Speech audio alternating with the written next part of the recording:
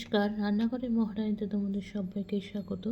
আজকে তোমাদেরকে দেখাবো সম্পূর্ণ নিরামিষ, মানে পেঁয়াজ রসুন ছাড়া আলুর পরোটা। সকালে একটা সুন্দর ব্রেকফাস্ট রেসিপি নিয়ে এসেছি তোমাদের সামনে। দেখো, আলুগুলোকে কিন্তু এখানে আমি সেদ্ধ করে নিয়েছি। সেদ্ধ করে নিয়ে অর্ধেক করে সেদ্ধ করেছি। এবার এটাকে কিন্তু মানে খোসাগুলোকে আগে ছাড়িয়ে নেব। এখানে আমার মাঝারি সাইজের আলু আছে, 4টে নিয়েছি। এবার যার যেরকম লাগবে সে কিন্তু তার পরিমাণ অনুযায়ী কিন্তু আলুটা সেদ্ধ করবে। আর মেন যেহেতু আলু, সেহেতু আলুটা একটু বেশি লাগবে। চলো এবার আলুগুলোকে আগে ছাড়িয়ে নিই। আচ্ছা, আলুটা কিন্তু খোসা ছাড়ানোর পরে আমি আলুটাকে কিন্তু খুব ভালো করে গ্রেট করে নিয়েছি। আর না হলে কিন্তু তোমরা ম্যাশার দিয়েও ম্যাশ করে নিতে পারো। আমি কিন্তু এখানে গ্রেট করেছি। চলো এবার আগে আটাটা মেখে নিই। সেজন্য কিন্তু আমি এখানে একটা ছোটো পাত্র থালার মতো নিয়ে নিয়েছি। দিয়ে দিচ্ছি এখানে 1 কাপ মতো, 1 কৌটো মতন আটা। আটা আর ময়দা আমি কিন্তু পুরো ময়দাতে করব না, আটা আর ময়দা মিশিয়ে করব। আটা যতটা নিয়েছি ময়দা কিন্তু তার থেকে কম নেব, মানে 1.5 কৌটো, মানে হাফ কৌটো নেব হচ্ছে ময়দা।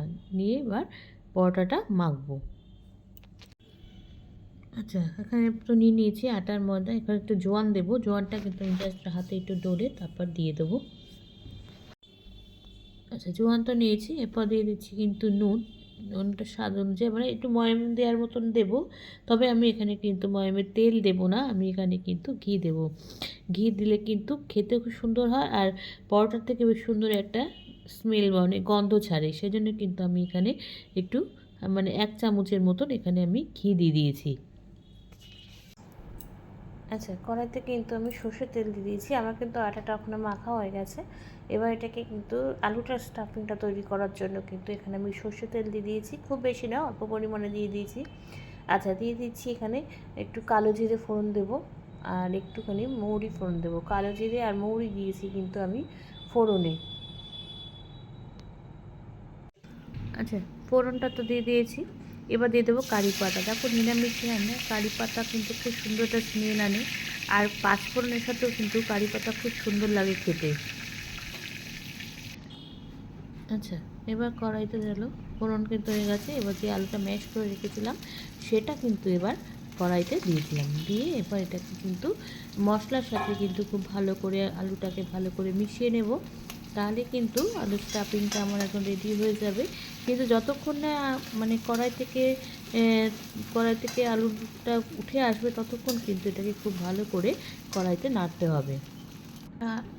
আলুটা দিয়ে দিয়েছি, আলুটা কিন্তু মিশিয়ে নিয়েছি। এবার চলো একটা গুঁড়ো মশলাগুলোকে সব দিয়ে দিই। এবার কিন্তু প্রথমে দিয়ে দিচ্ছি নুন, তারপর দিয়ে দেবো কিন্তু হলুদ গুঁড়ো, আর দিয়ে দেবো একটু কাশ্মীর লাল লঙ্কার গুঁড়ো তো অবশ্যই দেবো রঙটা ভালো হওয়ার জন্য। সেই জন্য যেহেতু পেঁয়াজ রসুন ছাড়া করছি, একদম নিরামিষ, সেজন্য কিন্তু আমি একটু এখানে কারি পাতাও দিয়েছি, আর একটু লাল শুকনো লঙ্কার গুঁড়ো দেবো, আর একটু কাঁচা লঙ্কা, একটা কাঁচা লঙ্কা কিন্তু আমি এখানে ছোটো ছোটো করে কেটে দিচ্ছি।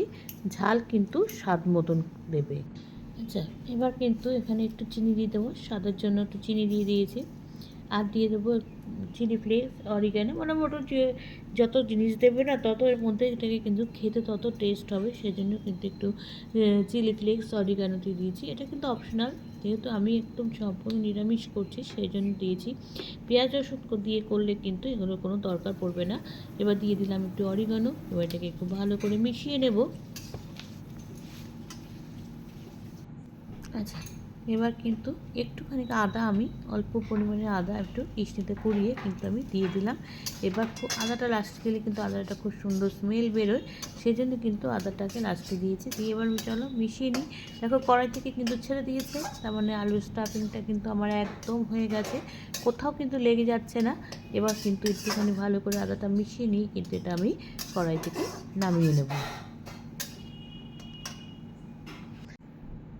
আচ্ছা, আটাটা ভালো করে কিন্তু মেখে নিয়েছিলাম।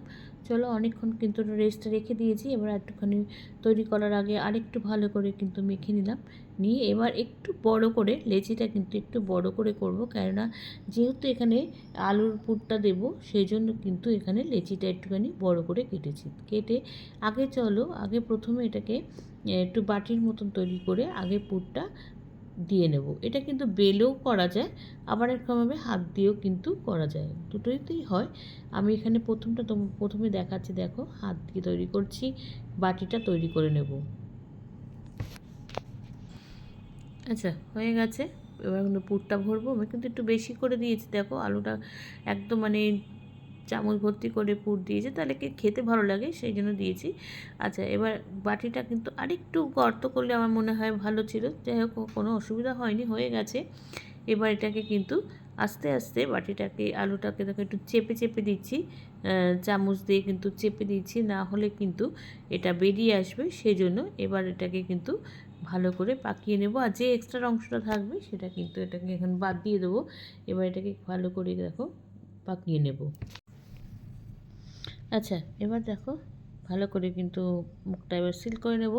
এটাকে ভালো করে ঘুরিয়ে ঘুরিয়ে তারপরে কিন্তু এখানে এটাকে মুখটাকে কিন্তু ছিঁড়ে নেব, যেটা এক্সট্রা আটাটা থাকবে সেটা কিন্তু এখানে বের করে দেবো, দিয়ে এটাকে এবার ভালো করে পাকিয়ে নেব, তাহলে কিন্তু ফেটেও যাবে না, আর খুব সুন্দরভাবে কিন্তু এটাকে বেলা যাবে।